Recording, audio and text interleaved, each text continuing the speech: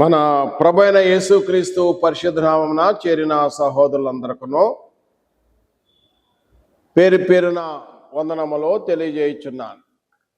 ప్రియమైన సహోదరులారా, ఈరోజు వాక్య భాగంను ధ్యానించబోయే ముందుగా ప్రార్థన చేసుకొని ప్రారంభించదము.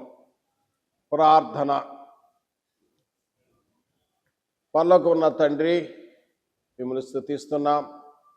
యేసుక్రీస్తు నామమున కృతజ్ఞతాస్తుతులు స్తోత్రములు చెల్లించున్నాం తండ్రి. పరిశుద్ధాత్మ చేత ప్రేమ లేఖనాలు ధ్యానిస్తుండగా మీరు మాకు సహాయం చేయమని తండ్రి, మమ్మల్ని బలపరచమని, ధైర్యపరచమని, మీరు మాకు సహాయం చేయమని యేసుక్రీస్తు నామమున ప్రార్థించి వేడుకొనుచున్నాము తండ్రి. ఆమేన్. ప్రియమైన సహోదరులారా, ఈరోజు లేఖన భాగము చదువుకుందాం. పరిశుద్ధ గ్రంథము యెహెజ్కేలు గ్రంథము 37వ అధ్యాయము మొదటి 14 వచనములు, మొదటి నుండి 14 వచనములు చదువుకుందాం. దయచేసి మీరును గమనించవలెను.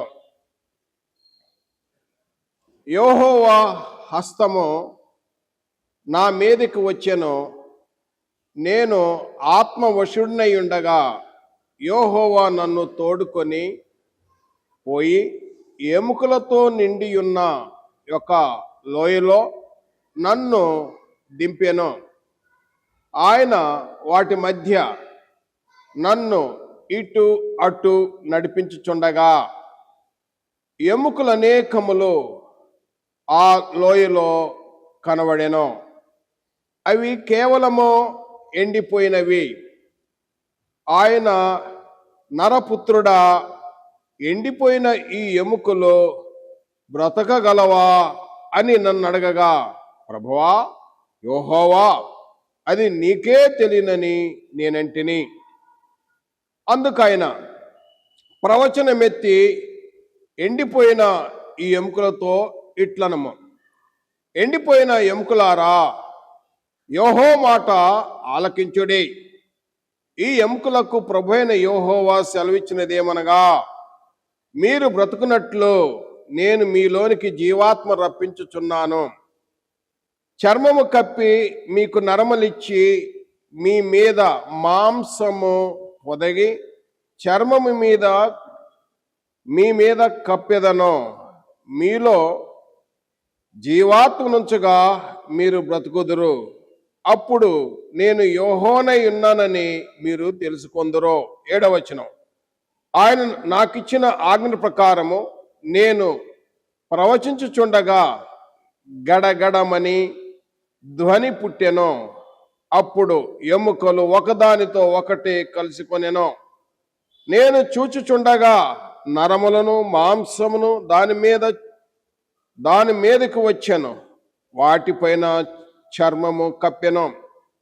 అయితే వాటిలో జీవాత్మ ఎంత మాత్రము లేకపోయెను. అప్పుడు ఆయన, నరపుత్రుడా, జీవాత్మ వచ్చినట్లు ప్రవచించి ఇట్లనము, ప్రభువు యెహోవా సెలవిచ్చినది ఏమనగా, జీవాత్మ, నలుదిక్కుల నుండి వచ్చిన హతులైన వీరు బ్రతుకున్నట్లు వారి మీద ఊపిరి విడవము. ఆయన నా కాజ్ఞాపించినట్లు నేను ప్రవచింపగా జీవాత్మ వారిలోనికి వచ్చెను. వారు సజీవులై లేచి లెక్కింపశక్యంగాని మహాసైన్యమై నిలిచిరి. 11వ వచనం.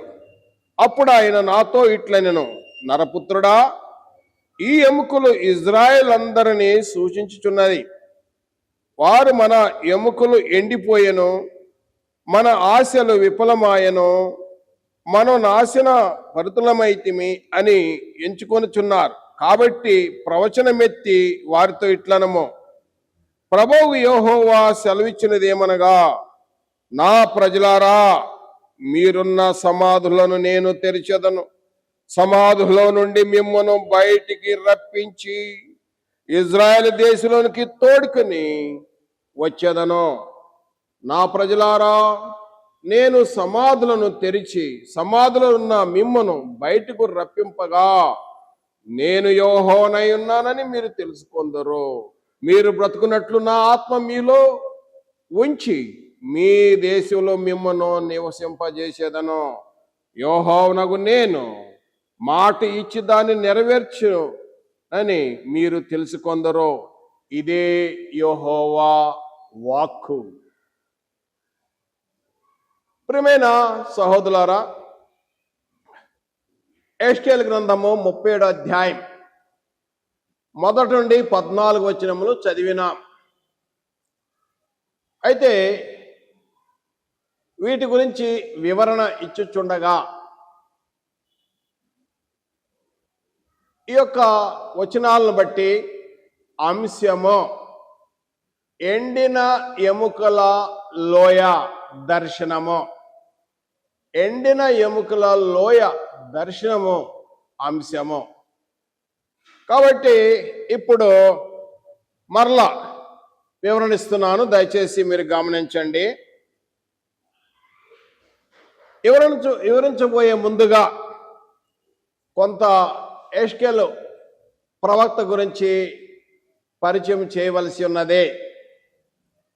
ఏమనగా ప్రియమైన సహోదరులారా, యెహెజ్కేలు అనగా దేవుడు బలపరచును. యెహెజ్కేలు గ్రంథము గ్రంథకర్త ఎవరు అనగా పేరును బట్టి యెహెజ్కేలే గ్రంథకర్త. ఈ గ్రంథమును ఎప్పుడు రచించారంటే యెహెజ్కేలు క్రీస్తు పూర్వం 590 నుండి 570 సంవత్సరాల మధ్యలో దాదాపు ఈ యెహెజ్కేలు ప్రవక్త యెరూషలేము నుండి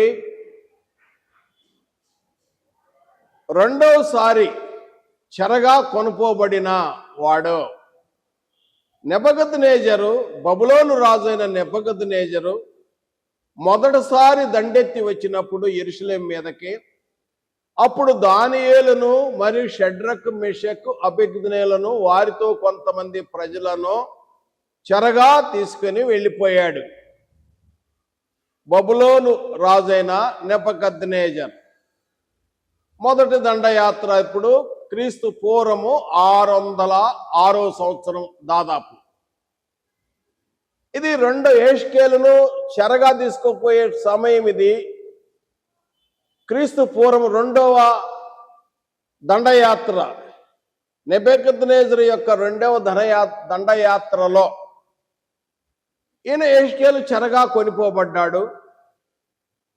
క్రీస్తు పూర్వము 597వ సంవత్సరం.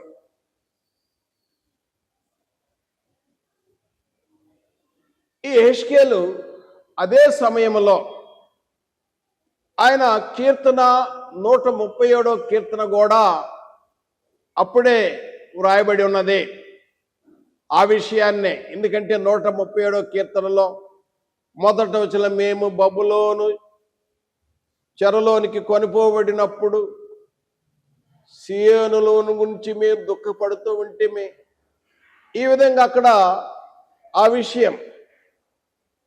యెహెజ్కేలు ఆ టైంలో కెబారు నదీ తీరాన ఆయన ఆ కల్దీ ప్రాంతంలో నివాసం చేస్తూ ఆయన ఇజ్రాయెల్ ప్రజల గురించి, ఈ 2వ చెరగు కొనుపోబడినప్పుడు ఇజ్రాయెల్ ప్రజలు ఎంతో నిరుత్సాహం చెందారు, ఎంతో దుఃఖపడుతున్నారు.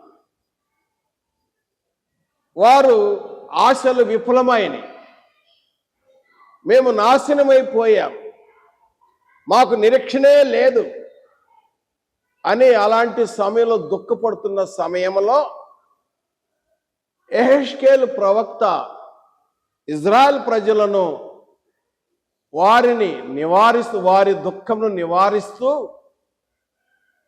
ఆయన ఈ విషయాన్ని రాబో రోజుల్లో దేవుడైన యెహోవా పునరుద్ధరిస్తాడు, పునరుద్ధీకరణ జరిగింది అని ఇజ్రాయెల్ ప్రజలను బలపరుస్తూ ప్రవచనమెత్తిన ప్రవక్త అయిన యెహెజ్కేలు ప్రవక్త. వాస్తవానికి యెహెజ్కేలు యాజక కుటుంబం నుండి వచ్చిన వాడు. ఈ యెహెజ్కేలు ప్రవక్త గురించి మనం చదువుతున్నప్పుడు మొట్టమొదటిగా మొదటి చెర క్రీస్తు పూర్వము 606లో, రెండవ దండయాత్రలో యెహెజ్కేలు రెండవ చెరగా కొనుక్కోబడ్డాడు. మూడవసారి దండెత్తాడు క్రీస్తు పూర్వము 586లో నెబుకద్నెజరు. మూడవసారి యెరూషలేమును సర్వనాశనం చేశాడు, మొత్తం కాల్చేశాడు యెరూషలేము అంతా. అయితే 3 సార్లుగా చెరగా కొనుక్కోబడ్డాడు ఇజ్రాయెల్ ప్రజలు. అప్పుడు అలాంటి సమయంలో నిరీక్షణే లేదు. అలాంటి టైంలో దేవుడైన యెహోవా యెహెజ్కేలు ప్రవక్త ద్వారా ఈ యొక్క నిరీక్షణ ఉంది, నా ప్రజలకు నిరీక్షణ ఉందని తెలియజేయుచున్నాడు. ఇప్పుడు యెహెజ్కేలు గ్రంథము మనం చదివినట్లుగా 37 అధ్యాయం మొదటి 3 వచనములో చదువుతున్నాను. యెహోవా హస్తము నా మీదకు వచ్చెను, నేను ఆత్మవశుడనై ఉండగా యెహోవా నన్ను తోడుకొని పోయి ఎముకలతో నిండి ఉన్న ఒక లోయలో నన్ను దింపెను. ఆయన వాటి మీద నన్ను ఇటు అటు నడిపించగా ఎముకలు అనేకులు లోయలో కనబడెను. అవి కేవలము ఎండిపోయినవి. ఆయన నరపుత్రుడా, ఎండిపోయిన ఈ ఎముకలు బ్రతుకునా అని నన్ను అడగా, ప్రభువా యెహోవా, అది నీకే తెలియనని నేనంటిని. దయచేసి ఈ 3 వచనములను మనం శ్రద్ధగా గమనించదము. యెహెజ్కేలు ప్రవక్త, ఆయన మీదకి యెహోవా హస్తం వచ్చింది, ఆయన ఆత్మవశుడైపోయాడు. యెహోవా ఆయనను ఎముకలతో నిండి ఉన్న ఒక లోయలోనికి తీసుకువెళ్ళాడు.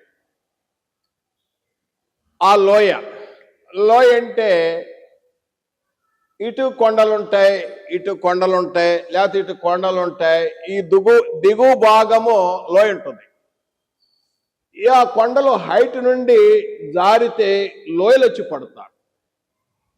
ఎక్కువగా మేము చూసి మాకు అనుభవం ఉన్నది. మేము ఉత్తరాఖండ ప్రాంతాల్లో చూసాము ఆ లోయలు. హిమాలయ పర్వత ప్రాంతాల్లో కూడా మేము తిరిగి చూసాం. కాబట్టి ఆ లోయలు చాలా అందంగా ఉంటాయి.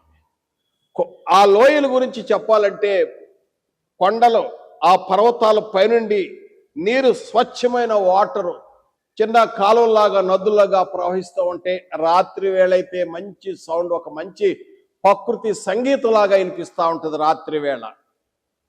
ఆ లోయల్లో అటు పర్వతాలు ఇటు పర్వతాలు ఉన్నప్పుడు మధ్యలో విశాలమైన మైదానం కూడా ఉంటుంది లోయలో. ఆ లోయ మొత్తము చాలా పెద్ద లోయ. ఎందుకంటే అక్కడ మహాసైన్యం యొక్క ఎముకలతో నిండిపోయి ఉంది ఆ లోయ. ఎండిన ఎముకలతో నిండిపోయిన ఆ లోయ. ఆ లోయలోకి దేవుడైన యెహోవా యెహెజ్కేలు ప్రవక్తను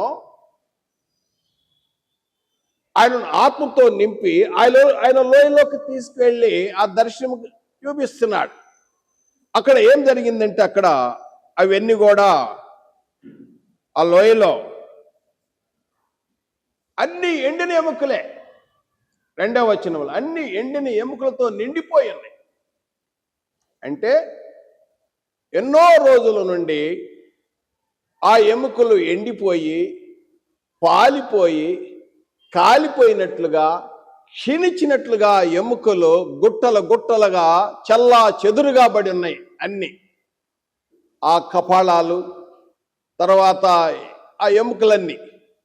అలాంటి తర్వాత 3వ వచనంలో చూసినట్టయితే వచనములో, నరపుత్రుడా, ఈ ఎండిపోయిన ఈ ఎముకలు బ్రతుకగలవా? ఈ ఎముకలు బ్రతుకుతాయా అని అడిగినప్పుడు ప్రవక్త అంటున్నాడు. అందుకు ప్రవక్త అన్నాడు, ప్రభువా యెహోవా, అది నీకే తెలియను. ఎంతో తగ్గించుకొని అని తెలియజేస్తున్నాడు. అప్పుడు 4వ వచనంలో, అప్పుడు అందుకు ఆయన ప్రవచనమెత్తి ఎండిపోయిన ఈ ఎముకలతో ఇట్లనము, ఎండిపోయిన ఎముకలారా, యెహోవా మాట ఆలకించుడి.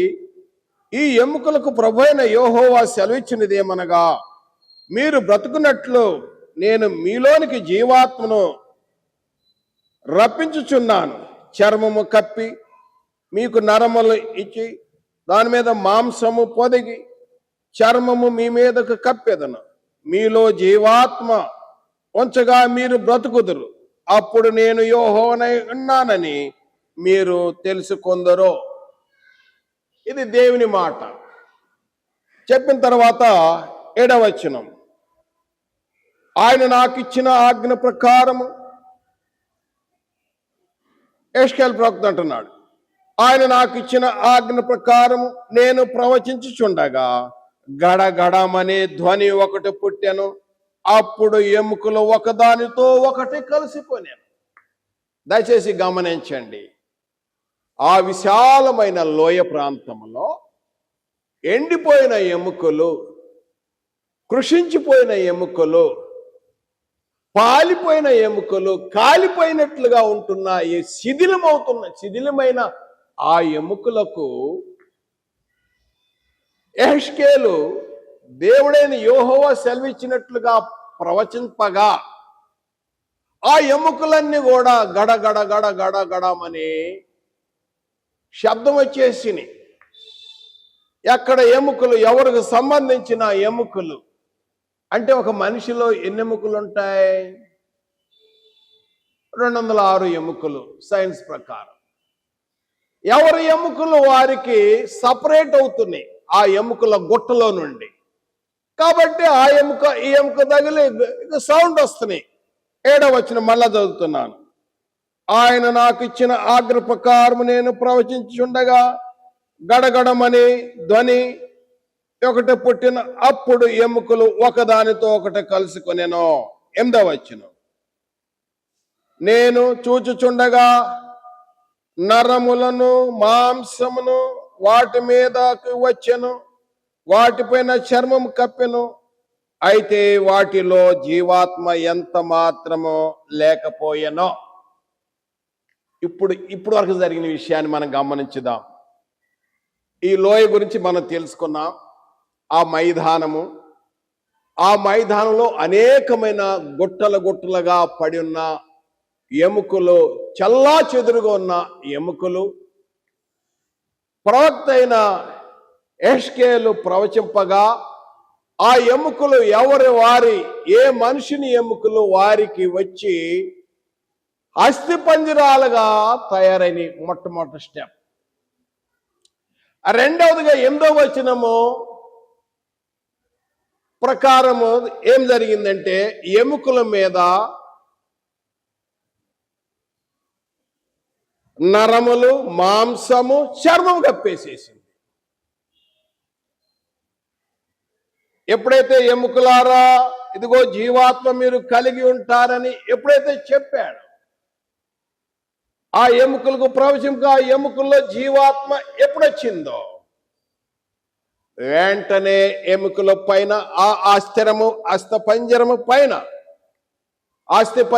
పైన నరములు, మాంసము, చర్మము కప్పేసింది. ఇక అనేకమైన మృతదేహాలు కనపడ్డాయి.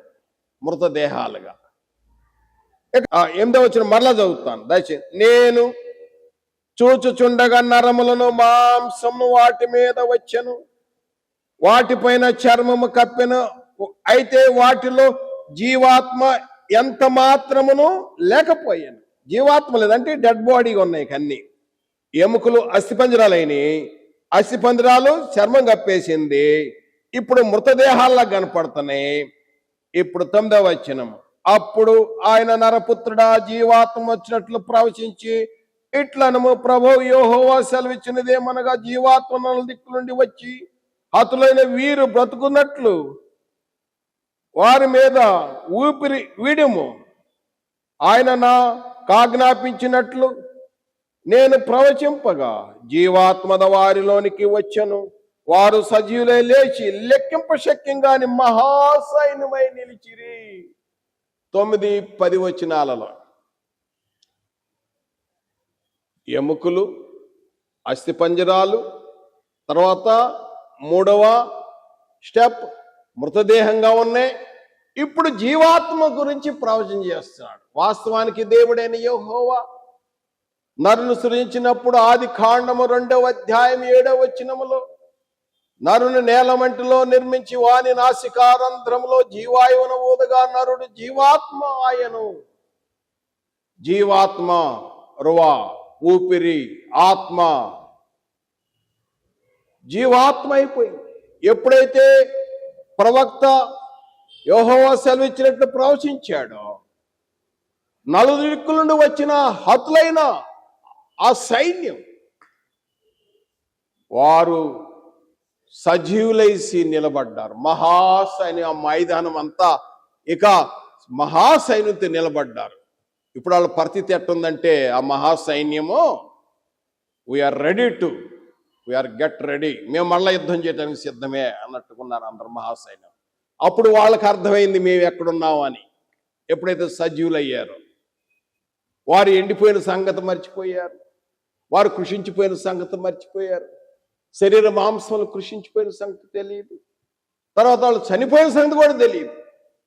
మరలా ఎప్పుడైతే దేవుడైన యెహోవా ఆయన ఆజ్ఞించాడో, ఎప్పుడైతే సజీవులయ్యారు నిలబడ్డప్పుడు, వాడు మహాసైన్యమై నిలబడ్డప్పుడు అప్పుడు అంటున్నాడు ఆ కృషించిన ఎండిపోయిన ఎముకల గురించి, వారి గురించి. ఆ ఎముకలు ఎవరంటే ఇజ్రాయెల్ ప్రజలేం తెలియజేస్తున్నాడు. 11వ వచనం చదువుతున్నాను చూడండి. అప్పుడు ఆయన నాతో ఇట్లనెను, నరపుత్రుడా, ఈ ఎముకలు ఇజ్రాయెల్ అందరినీ సూచించుచున్నది. ఈ ఎముకలు ఎవరంటే ఇజ్రాయెలందరినీ సూచించున్నది. ఇండికేట్, ఆ ఎముకలు ఎవరనుకున్నారు? ఇజ్రాయెల్ ప్రజలు.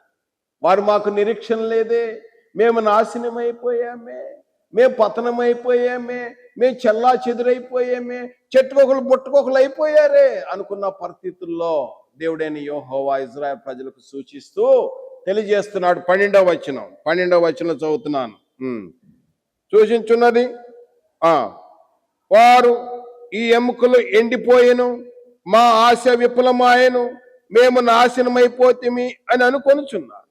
కాబట్టి ప్రవచనం ఎత్తిట్లనము, ప్రభువు యెహోవా సెలవిచ్చినదేమనగా, నా ప్రజలారా, మీరున్న సమాధుల్లో నేను తెరిచేదను, సమాధుల నుండి మిమ్మల్ని బయటికి రప్పించి ఇజ్రాయెల్ దేశంలోనికి తోడుకొని వచ్చి, నా ప్రజలారా, నేను సమాధులు తెరిచి సమాధుల్లోనున్న మిమ్మల్ని బయటికి రప్పించగా నేను యెహోవానై ఉన్నానని మీరు తెలుసుకొందరు.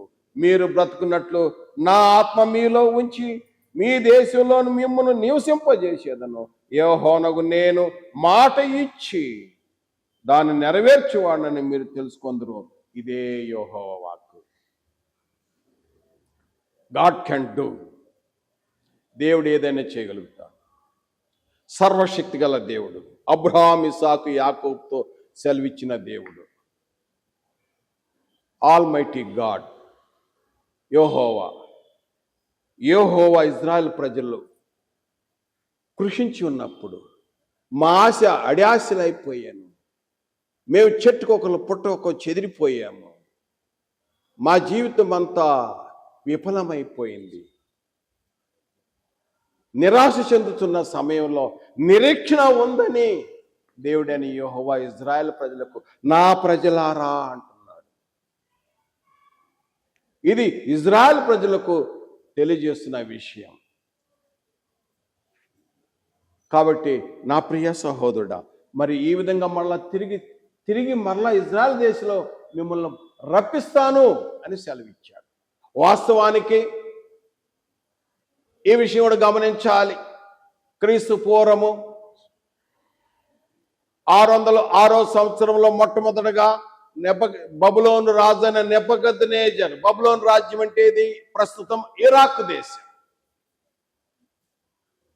అక్కడ నుండి బబులోను రాజును నడిపించి ఇజ్రాయెల్ ప్రజలకు బుద్ధి చెప్పించాడు. వారికి ఒక పాఠం నేర్పాడు. బబులోను రాజు నెబుకద్నెజరు గురించి ఇర్మియా ప్రవక్త అంటాడు. ఇర్మియా గ్రంథం 25వ అధ్యాయం 11వ వచనములో, మరి 27వ అధ్యాయములో కూడా ఏమిటంటే నా సేవకుడు నా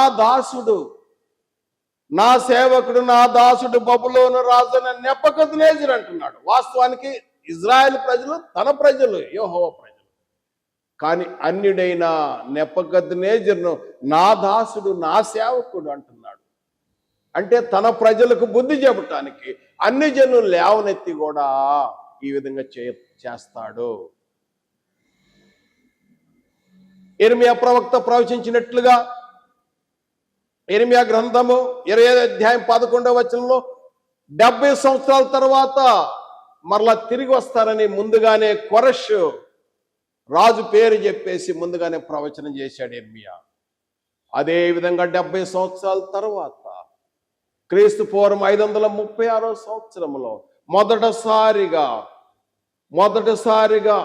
కొరెష్ టైములో ఎజ్రా గ్రంథము 1వ అధ్యాయములో జెరుబ్బయలు ఎజ్రా వారి టైంలో ఫస్ట్ టైం, రెండోసారి ఎజ్రా, మూడోసారి నెహెమియా ఎజ్రా 3 సార్లుగా రిటర్న్ వచ్చారు. బబులోను దేశం నుండి అనగా ఇరాక్ దేశం నుండి యెరూషలేమునకు 3 సార్లుగా తిరిగి వచ్చారు. మొదట రిటర్న్లో 70,000 మంది తిరిగి వచ్చారు. రెండవ రిటర్న్లో వచ్చేసరికి ఎజ్రా టైంలో 7,000 మంది తిరిగి వచ్చారు. మూడో రిటర్న్ నెహెమియా టైంలో ఎంతమంది తిరిగి వచ్చారో తెలియదు. 3 సార్లుగా చెరగా కొనిపోబడ్డారు. 3 సార్లు చెరగా తిరిగి యెహోవా సెలవిచ్చినట్లుగా ఇజ్రాయెల్ ప్రజలు తిరిగి యెరూషలేమునకు తిరిగి రావటం ప్రారంభమైంది. ఇందులో పాఠము ఏంటంటే నా ప్రియ సహోదరుడా, ఈ దృష్టాంతాన్ని మనము నేటి క్రొత్త నిబంధనలు ఉన్న మనకి ఇది గొప్ప మంచి దృష్టాంతము. ఇజ్రాయెల్ ప్రజలను నా ప్రజలారా అంటున్నాడు. ఇజ్రాయెల్ ప్రజలను భౌతికంగా ఇప్పుడు నవ్వే డేస్ మీరు చూడగలరు. ప్రపంచం అంతా కూడా గొప్పగా చెబుతుంది ఇజ్రాయెల్ ప్రజలు. వాళ్ళ యొక్క టెక్నాలజీ గురించి, వారి యొక్క యుద్ధ పాలసీ గురించి, వారి పురుషులేమి స్త్రీలేమి, వారు సౌందర్యం కానీ వాళ్ళ హ్యాండ్సమ్ కానీ ప్రపంచం అంతా ఒప్పుకుంటుంది. నేను కూడా అనేక సార్లు ఆ యొక్క ఫోటోలు చూస్తూ ఉంటాను. వారు ఇజ్రాయెల్ ప్రజలు వారి శక్తి సామర్థ్యాలు గమనిస్తూ ఉంటాను. ఎందుకంటే వాళ్ళు భౌతికంగా బ్లెస్ చేయబడ్డారు. భౌతికంగా ఫిజికల్గా వాళ్ళు నిజంగానే భౌతికంగా ప్రపంచంలోనికెల్లా వారికున్న సామర్థ్యము ఒక చిన్న రాష్ట్రంలాగా ఉన్నప్పటికీ ఎంతో గొప్ప దేశము. కారణం ఏంటంటే దేవుడని యెహోవా వారిని బ్లెస్ చేశాడు. సర్వశక్తి గల దేవుడు. ఎండిన ఎముకలకు నిరీక్షణ లేదు. అయ్యో మేము ఎండిపోయామే,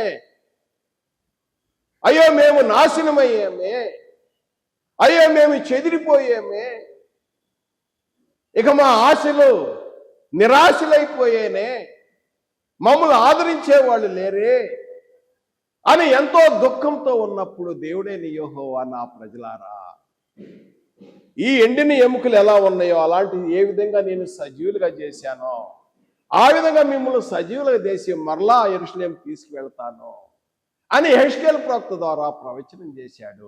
ఇర్మియా ప్రవక్త ప్రవచించినట్టుగా 70 సంవత్సరాల తర్వాత 3 సార్లుగా రిటర్న్ జరిగింది.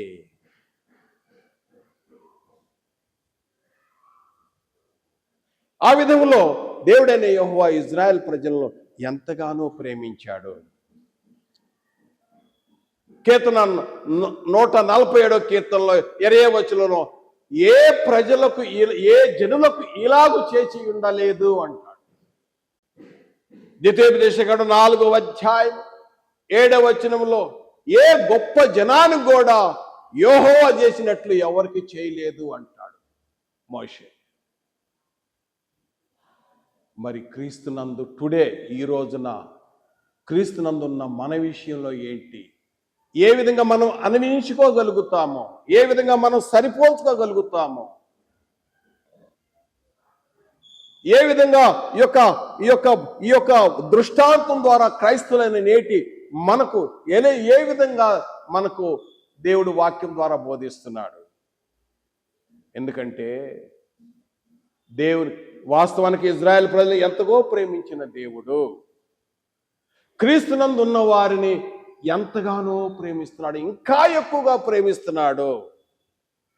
ఎందుకంటే యేసు ప్రభువు వారు సెలవిచ్చాడు.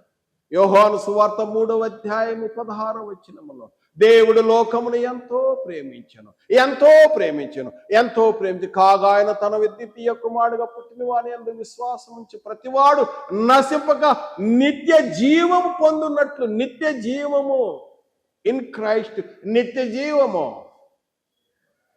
యేసు ప్రభువు వారు చెప్పాడు, నేనే మార్గము సత్యము జీవము అన్నాడు.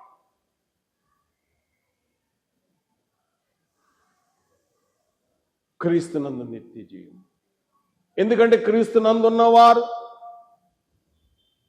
ఆయన ఒక సంఘముగా ఉన్నవారు, అది ఆయన ఇల్లై ఉన్నది, ఆయన ప్రజలై ఉన్నాం. క్రొత్త నిబంధనలో ఆయన ప్రజలు, క్రొత్త నిబంధనలో క్రీస్తునందు మనం ఆయన ప్రజలై ఉన్నాం. క్రీస్తు ద్వారా, క్రీస్తు వలన, క్రీస్తు రక్తం వలన ఆయన ప్రజలైపోయినాం. క్రీస్తు రక్తంతో కడగబడటం వల్ల సంఘంగా ఏర్పడ్డాం. కొరింథీ రాసిన మొదటి పత్రిక 3వ అధ్యాయం 16వ వచనంలో, కొరింథీ రాసిన మొదటి పత్రిక 6వ అధ్యాయం 19వ వచనంలో, మీ దేహము దేవునికి ఆలయమై ఉన్నదని మీరు ఎరగరా? మనమే దేవుని ఆలయమై ఉన్నాం. మనము దేవుని ఆలయం ఉన్నప్పుడు మరి ఇజ్రాయెల్ ప్రజల కంటే క్రీస్తునందున్న వారు, అనగా ఇజ్రాయెల్ ప్రజల్లో నుండి, అన్ని జనుల్లో నుండి క్రీస్తు రక్తంలో కడగబడిన వారు, ఇది ఒక ప్రత్యేక జనము. వీరిని నిజంగా దేవుడు ఎంతగానో ప్రేమిస్తున్నాడు. ఆ ప్రేమ గురించి నేను చదివి వినిపిస్తాను. ఎంత ప్రేమ అంటే పౌలు గారి పౌలు వారు యూదుడే అయినప్పటికీ అన్ని జనులు కూడా కలుపుకున్నప్పుడు ఎంత ప్రేమ ఉందో ఎఫ్సి పత్రికలో ఆయన జ్ఞాపకం చేస్తున్నాడు. ఎఫ్సి పత్రిక దయచేసి మీరు గమనించినట్టయితే 3వ అధ్యాయంలో మనం చూసినట్టయితే అక్కడ దేవుని ప్రేమ ఎంత ఉందో జ్ఞాపకం చేస్తూ ఆయన అంటాడు. 18వ వచనం, క్రీస్తు మీ హృదయములలో విశ్వాసము ద్వారా నివసించినట్లుగాను తన మహిదైశ్వర్యము చొప్పున మీకు దయచేయవలెననియు మీరు దేవుని యందు సంపూర్ణందు పూర్లగునట్లుగా ప్రేమయందు వేరుపారి స్థిరపరచబడి సమస్త పరిస్థితులతో కూడా దాని వెడల్పు, పొడగు, లోతు, ఎత్తు ఎంతో గ్రహించగలుగురు. జ్ఞానకు మించిన క్రీస్తు ప్రేమను తెలుసుకొనుటకును తగిన శక్తి గలవారు కావాలని ప్రార్థించుచున్నాను. క్రీస్తు ప్రేమ లోతు, ఎత్తు, వెడల్పు అసలు ఎంతో ఉంది. ఆయన ఎంతో ప్రేమ. ఆయన ప్రేమను కొలవలేని ప్రేమ, చెప్పలేని ప్రేమ, అంత ప్రేమ. ప్రియమైన సహోదరులారా, మరి ఈ పాఠంలో మరి ఇజ్రాయెల్ ప్రజల కంటే క్రీస్తునందున్న ప్రజలను, నేడు క్రీస్తు రక్తంలో కనగబడిన వారు, ఆయన వాక్యానికి విధులైన వారి ఎడల దేవుని సంకల్పంలో నువ్వు ఎండిన ఎముకలాగున్నావా? జీవం వచ్చింది. నీ వ్యక్తిగతంలో ఎండిన ఎముకలాగున్నావా? నీ కుటుంబంలో ఎండిన ఎముకలాగున్నావా?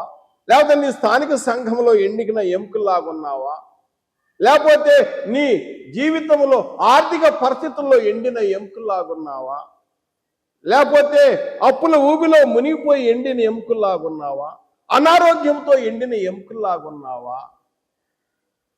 లేకపోతే సమాజంలో నీకు ఎండిన ఎముకలాగా నేను గుర్తించేవాడు లేరా? నిరీక్షణ ఉన్నదే.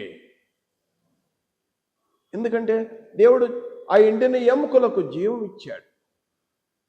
నేను ఏదైనా చేయగలను అన్నట్టుగా దేవుడని యెహోవా తెలియపరిచాడు. ప్రియమైన సహోదరుడా, ఎందుకంటే నేడు మన క్రైస్తవులు మనము రోమపత్రిక 8వ అధ్యాయం 24వ వచనములో మనం నిరీక్షించిన వారమై రక్షింపబడితిమి అంటాడు. 8:26వ వచనములో మన యొక్క బాధ చెప్పుకోవటానికి మనం పరిశుద్ధాత్మ వరం పొందిన తర్వాత మన జీవితం ఎండిన ఎముకలతో సమస్యలతో అనేక అలాంటి ఎండిన ఎముకల్లాగా ఫీల్ అవుతూ నిరీక్షణ లేదే, నిరుత్సాహంగా ఉన్నావే, మాకు ఎవరు సహాయం చేశారే లేరే, నిరుత్సాహంగా ఉన్నామే, నిస్సహాయంగా ఉన్నామే, అలాంటి పరిస్థితిలో ఉన్నప్పుడు మనలో ఉన్న ఆత్మ చెప్పశక్యంగాని మూలుగుతో మనకు సహాయం చేయుచున్నాడు. రోమపత్రిక 8వ అధ్యాయం 26వ వచనములో మనకు ఒకవేళ మన జీవితంలో క్రీస్తు నందుండి అనేకమైన శ్రమలు, హింసలు, బాధలు వచ్చినప్పుడు వస్తాయి, రావనిక వచ్చినప్పుడు ధైర్యంగా ఉండాలి, అధైర్యపడద్దు. రోమపత్రిక 8వ అధ్యాయం 28వ వచనంలో దేవుని ప్రేమించు వారికి ఆయన సంకల్ప చొప్పున పిలవబడిన వారికి మేలు కలుగుటకే సమస్తము సమకూడి జరుగుతున్నవని ఎరుగుదము. నువ్వు దేవుని ప్రేమిస్తున్నావు, దేవుని ప్రేమలో ఉన్నావా? ఒకవేళ నీ జీవితం ఎండిన ఎముకలాగా అయిందా? అయ్యో నా బ్రతుకు ఇంత అయిపోయిందే, సమయం అయిపోయిందే, నేను ఈ విధంగా నా జీవితం ఎండిన ఎముకలాగా అయిపోయిందే అని బాధపడుతున్నావా? ఎండిన ఎముకలకు జీవించిన దేవుడు ఏదైనా చేయగలుగుతాడు. పిలిచిన దేవుడు నమ్మదగిన దేవుడు, అబద్ధం ఆడజాలని దేవుడు. హెబ్రీ పత్రికలు అంటాడు అబద్ధం ఆడజాలని, హెబ్రీ పత్రిక 6వ అధ్యాయంలో. మరి తీతు పత్రిక 1వ అధ్యాయం 1, 2, 3, 4 వచనాలలో అబద్ధం మాడనేరని దేవుడు. దేవునికి అబద్ధం ఆడటం చేత కాదు, మనుషుడు అబద్ధం ఆడతాడు. రోమపత్రిక 3వ అధ్యాయం 4వ వచనంలో ప్రతి మనుషుడు అబద్ధికుడు అవును కానీ దేవుడు సత్యవంతుడు. యేసుప్రభువు వారు చెప్పాడు, నేనే సత్యము మార్గము జీవమునై ఉన్నాను. తీతు పత్రికలో ఆయన నిత్య జీవిస్తాన దేవుడు, వాగ్దానం చేసిన దేవుడు, అబద్ధం ఆడజాలని దేవుడు, అబద్ధం ఆడటం చేతగాని దేవుడు. ఆయన వాగ్దానం చేస్తున్నాడు. నీ జీవితం ఎండిన ఎముకల్లాగా ఉన్నాయా? దేవుని దగ్గర అడుగు, ప్రార్థన చేయి. మీరు ప్రార్థన చేయనప్పుడు వేటిని అడుగుదురు, అవి దొరికినయని నమ్మిన ఎడలా మీరు పొందుదురు అని చెప్పాడు యేసుప్రభువు వారు. యేసుప్రభువు వారు ఇంకే విధంగా సెలవు ఇచ్చారు. దేవుని యందు నా విశ్వాసం చూస్తున్నారు, నా యందు విశ్వాసం ఉంచండి, నేను మరలా వస్తానని వాగ్దానం చేశాడు. నేనే మార్గమును సత్యమును జీవమునై ఉన్నాను, నేనే సత్య మార్గ జీవం అని చెప్పాడు. నేనే సత్య మార్గ జీవం యేసుప్రభువు వారు సెలవు ఇచ్చాడు. ప్రియమైన సహోదరుడా, కావున మనము ప్రార్థన చేసి దేవుని సన్నిధిలో అడిగినప్పుడు, ఆ చింత యావత్తు ఆయనకు తెలియపరిచినప్పుడు, నీకు మరలా ఎండిన ఎముకలకు, అది ఆర్థిక పరిస్థితులు కావచ్చు, అది అనారోగ్యత కావచ్చు, అది నీ కుటుంబ సమస్య కావచ్చు, నీ సంఘంలో ఎండిన ఎముకలాగా ఉన్నావా, ఎదగలేని స్థితిలో ఉన్నావా, నీకు మరలా పునరుద్ధరణ జరిగిద్ది. ఎండిన ఎముకలకు జీవించిన గొప్ప దేవుడు, నమ్మదగిన దేవుడు, ఏదైనా చేయగలడు. అయితే ప్రియమైన సహోదరుడా, మరి ఇంతవరకు వాక్యం ద్వారా పాత నిబంధనలో ఉన్న దృష్టాంతాన్ని తెలియపరిచి, కొత్త నిబంధనలో ఉన్న క్రైస్తవులకు ఉన్న పాఠం తెలియపరిచి, చివరికి నా వ్యక్తిగతంలో జీవితంలో మరి నీ జీవితంలో ఏమైనా జరిగిందా అని అంటే ఎస్ జరిగింది. అది కూడా సాక్షార్థంగా తెలియజేస్తున్నాను. యథార్థం దేవునితో అబద్ధం ఆడితే అబద్ధం ఆడే వారికి దేవుని రాజ్యం లేదు. నేను యథార్థం చెప్తున్నాను.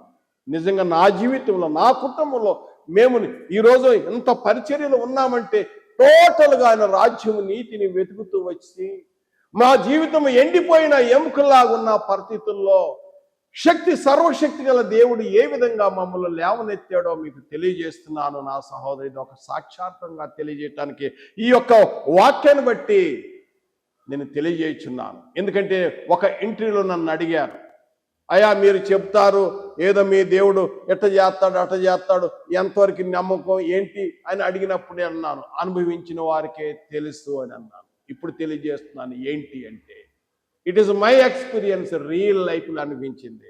నా ఒక్కడికే కాదు, ఇక్కడ సంఘ యావత్తు తెలిసి, ప్రాంతంలో చుట్టుపక్కల వారందరికీ తెలుసు.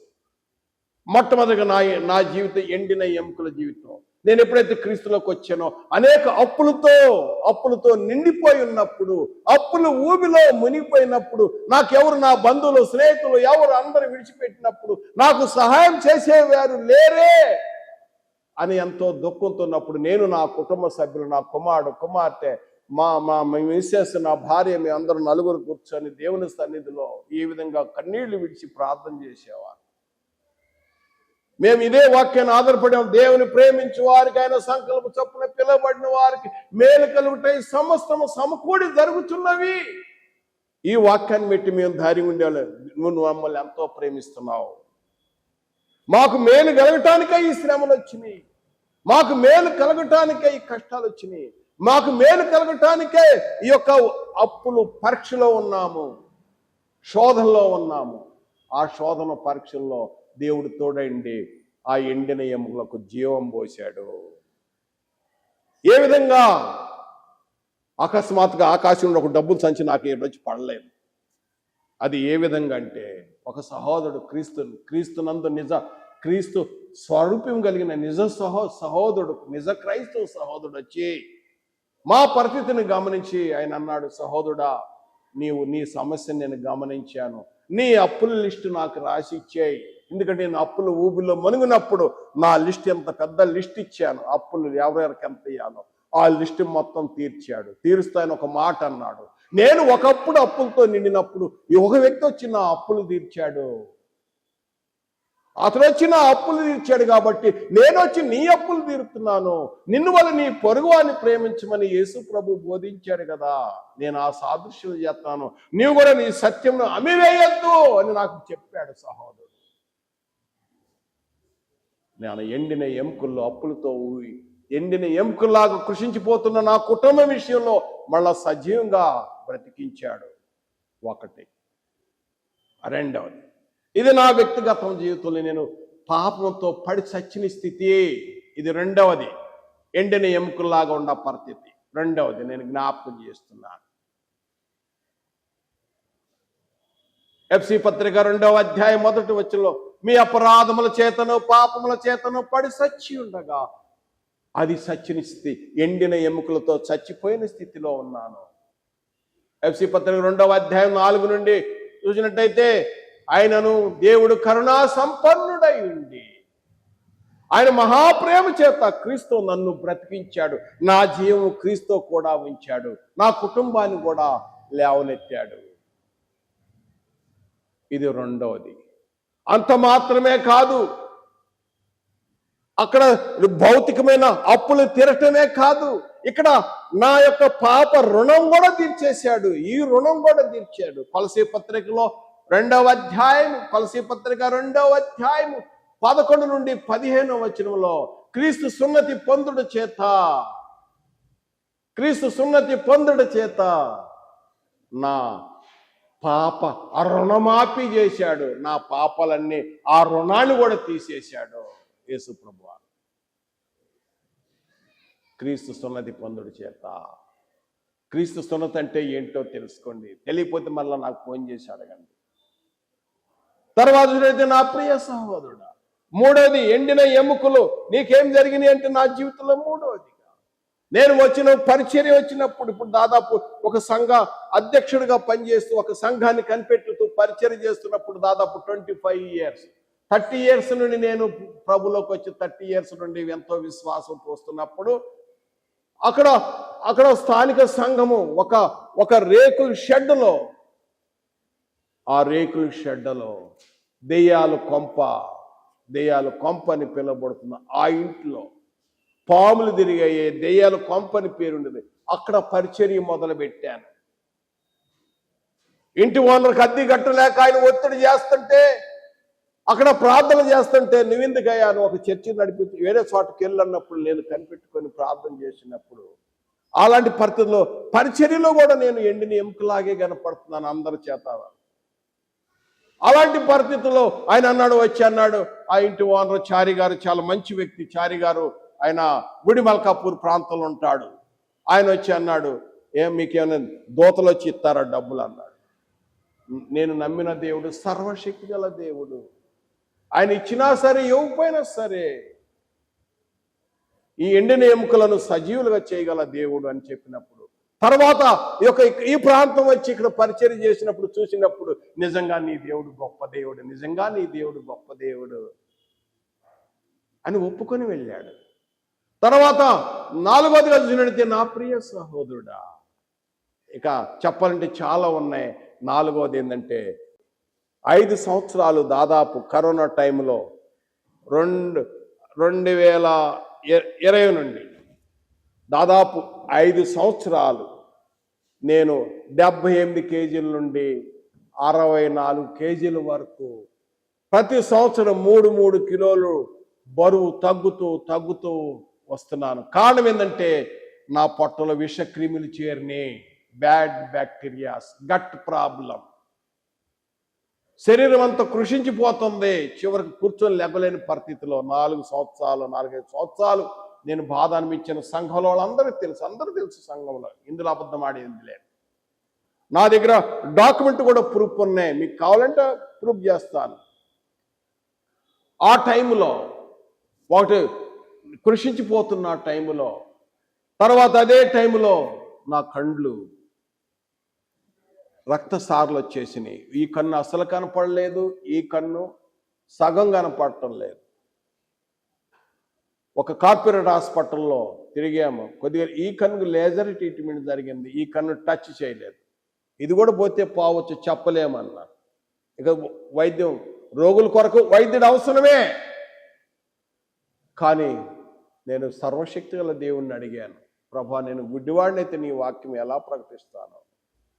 యథార్థం చెప్తున్నాను, డాక్యుమెంట్ ఉన్నాయి, కావాలంటే మీరు రుజువు చేసుకోండి, సంఘస్థులందరికీ తెలుసు. తర్వాత నాకు గట్ ప్రాబ్లం వలన మోషన్స్ తిన్న ఆహారం జీర్ణం అయ్యేది కాదు, జీర్ణం కాక మోషన్స్ అవుతూ ఉండేది. నీరసం అవుతూ ఓపిక లేక బీపీ పెరిగి స్ట్రెస్ తోటి కూర్చొని వాక్యం చెప్పేవాడిని. సౌండ్ చిన్నగా అయిపోయింది. సంఘం నిరుత్సాహం చెందుతుంటే వచ్చి కూర్చొని నా కుమారుడు కూర్చోబెట్టి వాక్యం చెప్పిస్తా ఉండేవాడు. అలాంటి పరిస్థితుల్లో ఇదిగో యెహెజ్కేలు గ్రంథం 37 అధ్యాయం చదివేవాడిని. నేను గత 4 సంవత్సరాల నుండి ఇక తర్వాత 4 సంవత్సరాల తర్వాత నాకు యెహెజ్కేలు గ్రంథం గుర్తొచ్చింది. యెహెజ్కేలు గ్రంథంలో తర్వాత చదవటం, ప్రభువా నువ్వు ఎండిపోయిన ఎముకలకు మాంసం ఇచ్చావు, ఎండి ఎముకలకు చర్మం కప్పావు, నరాలు ఇచ్చి నూతన శక్తి ఇచ్చావు. యెషయా గ్రంథం 40 అధ్యాయం 31వ వచనము, రెన్యూ చేస్తాను, నూతన పరుస్తానంటున్నావు. నిర్గమకాండము 23వ అధ్యాయం 25వ వచనం, నిర్గమకాండము 23వ అధ్యాయం 25లో, నువ్వు నా సేవ చేసిన ఎడల, ఇఫ్ యు సర్వ్ మీ, నీ ఆహారాన్ని పానీయాన్ని ఆశీర్వదించి రోగం లేకుండా చేసి నిన్ను ఆరోగ్యవంతుడిగా వస్తానన్నావు.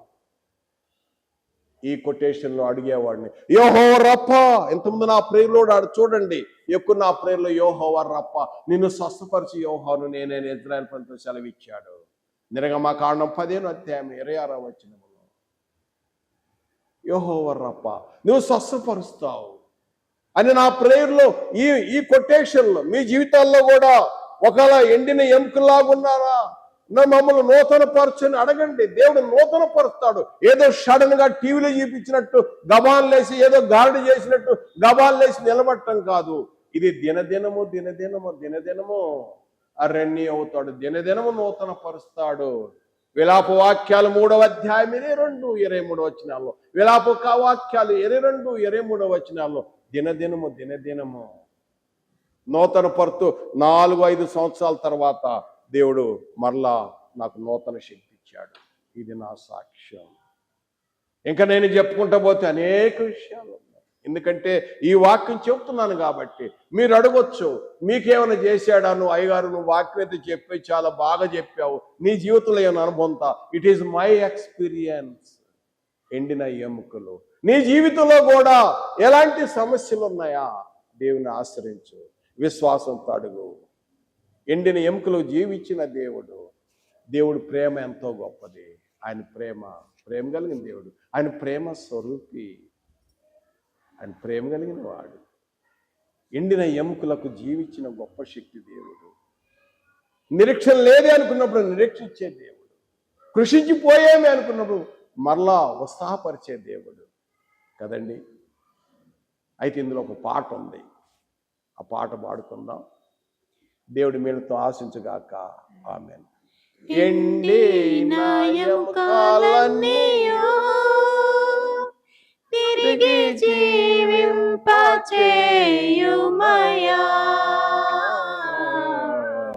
ఎండిన ఎముకలన్నీయు తిరిగి జీవింపచేయుమయా.